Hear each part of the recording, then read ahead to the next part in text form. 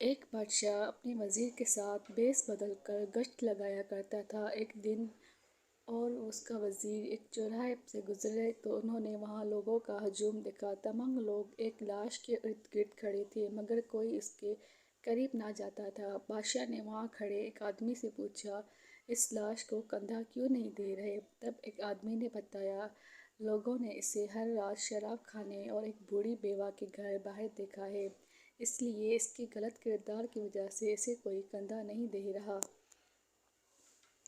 آخر بادشاہ اس کا گھر کھوجتے کھوجتے اس کے گھر پہنچ گیا اور اس کی بیوی سے اس کے بارے میں پوچھا۔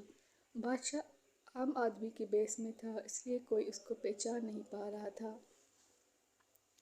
اس آدمی کو بیوی روتے ہوئے بولی، بھائی صاحب، قسم اس خدا کی جس قبضے میں میری، آپ کی اور پوری کائنات کی جان ہے، میرا شوہر ایک نیک آدمی اور اللہ کا ولی تھا۔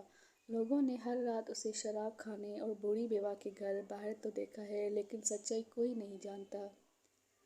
میرا شوہر رات کو شراب کھانے جاتا اور وہاں سے 10 مٹکے شراب گھر لا کر اسے بہا دیتا اور کہتا، اس سے 10 مسلمانوں کو شراب کی لعنت سے بچا لیا۔ اس کے علاوہ بوڑھی بیوہ کے گھر جاتا اور اسے ہر روز تھوڑی سی رقم اور کھانا دیتا تاکہ اپنی جائز ضروریات کے لیے کوئی غلط کام نہ کرے۔ میری ہر دفعہ اسے کہتی تھی، اگر تمہارا یہی طریقہ رہا کوئی تمہاری لاش کو کندھا نہیں دے گا۔ اسے وہ کہتا کہ تم اللہ پہ بھروسہ رکھو، میرا جنازہ بادشاہ وقت اور بڑے بڑے علماء پڑھائیں گے۔ یہ کہہ کر عورت چپ کر گئی اور بادشاہ پھوٹ پھوٹ کر رونے لگا۔